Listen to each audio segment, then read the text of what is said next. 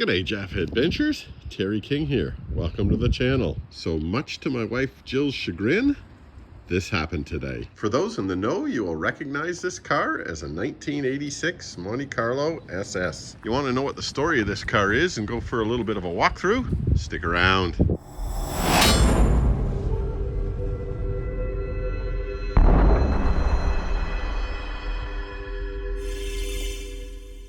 So how did this all come about? Well, I've only regretted selling two cars in my life.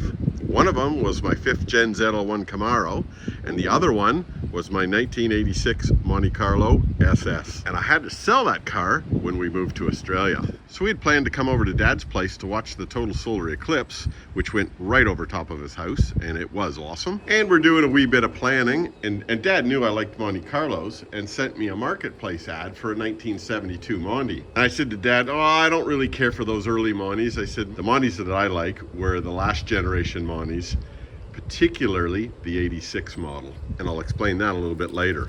So I sent him a messenger message and says, thanks, but no thanks. I really like the mid-80s Montes. And no word of a lie, 5 minutes later, he sent me another ad for this particular car, which was located in Windsor, only about a 45-minute drive from Dad's place. So when we got over here after the eclipse, I said to Dad, oh, what the hell, let's go check that Monte out. And in typical Terry fashion, the Monte has followed me home. So let's take a look at the exterior of this thing for starters. This is essentially a one-owner car. The fella that I bought it off the original owner 6 months from brand new. He's had this car for 38 years now. In the early 90s, he didn't like the stripe kit, so he pulled the stripe kit off and he resprayed it. Now I reckon the stripe kit is what sets these cars off.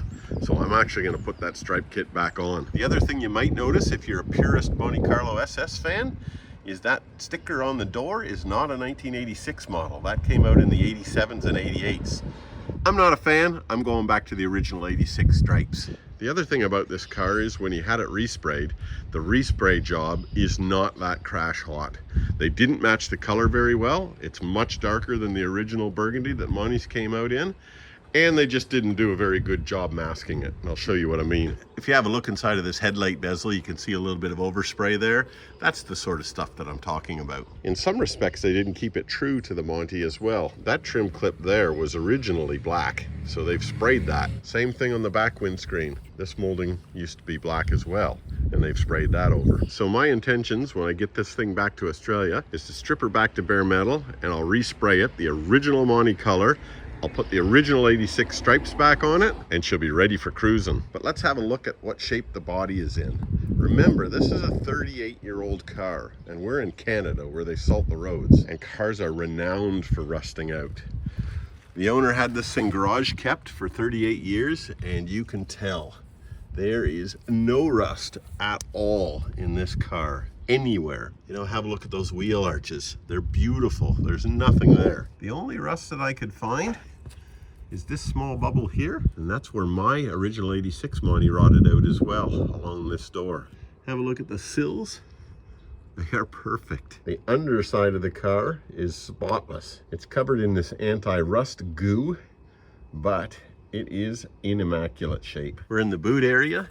Can see a little bit of bubbling rust here, and if I peel up that molding you can see where water's been pooling there. So a little bit of body work to do there, a little bit of body work to do on the driver's door, and a tiny bit to do in the exact same place on the passenger door, but that's it. In terms of dents or wax, this car is perfectly straight. That is just unbelievable for a 38-year-old car. That previous owner, when he said he looked after it, he truly did. So that's what I'm up for on the exterior. Do a bit of rust repairs, respray, restripe. Let's have a look under the bonnet. Okay, what do we got here? This is the original 305 motor. That says 350, disregard. He just put a dress-up kit on it. He's put that chrome breather on it, and he's also put some chrome rocker covers. Disregard that Corvette emblem as well. That is not original either. These 305s were known for soft camshafts. Not too long after the fella got this in the 80s, he actually put a 350 cam in it. So we don't have that issue with this rounding cam, which is awesome. Other than that, she's pretty much bog stock under the bonnet. And have a look at that. 64,000 kilometers. That is original mileage on it. So you do the math, I'm not sure, but I think that's probably about 1,800 or 1,900 kilometers per year. You don't find too many true survivors like this, which is just bloody awesome. The original 305s are pretty anemic. I think they have about 170 horsepower or so. Lots of people have pulled those 305s out, chucked them in the bin, and put 350s or big blocks in them, etc. So you don't find too many original survivors, and this is one of them. This car is almost fully optioned, so let's have a look at what we've got here. First of all, it's a T-top car. That was a reasonably rare option back in the day. If you have a look in the interior here, it is beautiful. It's mint. The original owner said that that back seat has been sat in about 5 times in its entire life, and you know what? I believe him. They are spotless. The front seats, the door trims are brilliant. The carpets look great. All of the trim looks good in this car. The interior is probably the standout of this car. It is exceptional. Original owner had a dash mat put on it. If you pull that dash mat up, yeah, it's a bit dusty, but there are no cracks in the dash. Unbelievable. Original climate control system, original stereo.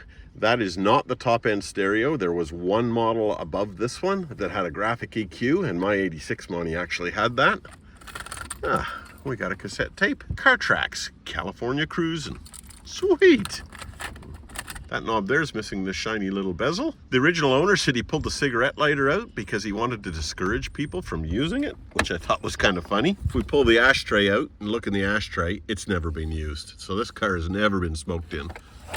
I think rather than putting the cigarette lighter back in there, I might just put one of those double adapter USBs. The AC does not work on this thing, and it's a classic Monte Carlo issue. Sliding this valve moves a flap in the AC system, and the Montes are known for snapping off that little plastic lever, so I'll need to replace that. Original owner put another temperature gauge in it because he reckoned that the factory temperature gauge wasn't working. Well, I drove about 45 minutes to get back to Dad's place, and that temperature gauge was working fine, so I don't know what's going on there. This car's got cruise control, and on the indicator stock, that 4 wires is busted off. That happened in my original 86 Monte as well, so I'll have to replace that stock. Center console moves around a little bit, but not too bad. You know, this sort of stuff is poor form when you're painting. They haven't even bothered masking off where the lock cylinder is. Those are actually supposed to be black. I'm surprised they didn't spray the door handles. So here's some of the crap that I pulled out of the boot, and some of this stuff is mine that I purchased for the car, and some of this stuff was already in there. I've got all the parts to completely rebuild the front and rear suspension. Shocky, drag links, tie rod ends, all of that sort of crap. It rides beautifully, but listen, we got 38-year-old rubber in that thing, so my intention is to replace all of that. Typical with cars that sit, the sump for both the transmission and the engine leak, so I've got myself new gaskets for both of those. Here's something that you can't get in Australia. That's actually R12 AC gas. I don't know whether the AC is working or not because that little valve that I showed you earlier is broken, but I do have a regas kit for R12, so that's sweet. The fella I bought it from had a 5th spare, and he's got this fancy wheel cover for it as well. That was all just sitting in the boot. You have a look at where these wheel lugs go though. You can see that these things have been flogged out a little bit. They're not round circles anymore, they're kind of concentric. So I hope the 4 on the car don't look like that. So what do we got in the boot? We got the covers for the T-tops. Original owner's got a fire extinguisher in here, and he's actually painted it the color of the car. It's got some charge in it. What else have we got here? A couple of fancy umbrellas. He did go to car shows with it, so maybe these umbrellas were used at car shows.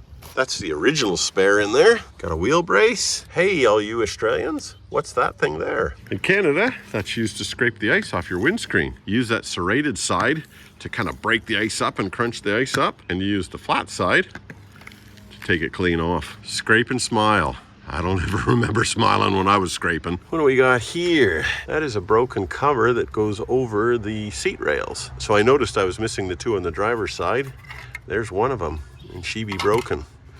Might be able to get those aftermarket. Toxic bag, what do we got in here? These sometimes tell a story.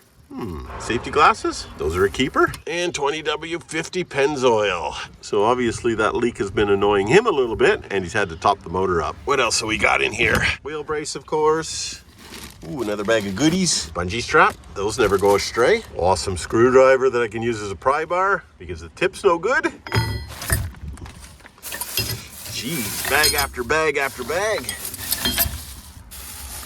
wheel nut, 1/2 inch extension, set of gray pliers, a knockometer that's been soaked in oil so it doesn't rust, and a 1/2 inch drive ratchet that's also been soaked in oil so it doesn't rust. This guy took care of things, that's for sure. Nothing else in there but dead nappies. Fuel goes back in here. That looks fresh and clean. The fellow said he put a brand new fuel tank in it because he backed into a really low rock, hit the center of the fuel tank, and put a little hole in it. So that's a brand new fuel tank. The Monte's had an optional limited slip diff in 86. This has got that option, which is awesome. Have a look at that. Spare tire well, beautiful.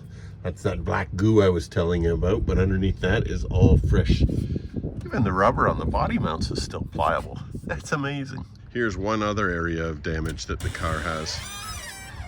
That trunk squeak takes me back to 1986, but this spoiler has got a crack in it. Right here and through here. Apparently one time the guy was getting some fuel out of full serve station, had the boot open for some reason, and the fuel attendant grabbed it there and closed the boot there and cracked it. So I'll clean that crack all out when I get home, probably throw some fiberglass resin in there to seal him up. And then of course that'll get resprayed with the rest of the car. There's another one of those lock cylinders with the dodgy no masking. Unbelievable. So the window tinting is starting to peel on these little quarter glasses. A little bit peeling on the bottom of this window as well, but not too bad. A little bit peeling on the corner of these doors, which is classic Monte.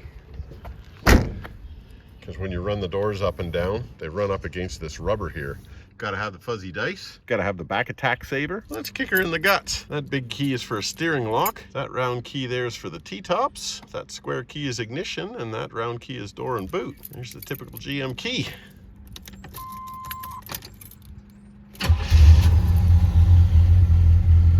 Man, she fires right up. Alternator's charging well. Apparently a brand new alternator. Look at that oil pressure at idle. Almost 60 pounds. Brilliant. Nice little burble out of the V8. Disguises how anemic it actually is. Nothing in the glove box. Looks like the little string holding the glove box is broken, so that flaps in the breeze. I'll have to address that. Missing the 2 bits of plastic that cover the seat runners. One there, one there. Looking through the door jamb there, no rust. Unbelievable. Do I think it's an original 60,000 kilometer car? Absolutely I do. I thought the original owner was pretty bloody trustworthy. But even if we assume that he's a shyster, have a look at the wear in that seat. That's the only wear in it. And have a look at our brake pedal and our accelerator pedal. That looks like a 60,000 kilometer pedal to me. If that was 160, this would be worn flat. Just out for a cruise in the Monte before we pop it into a shipping container and send it off to Australia.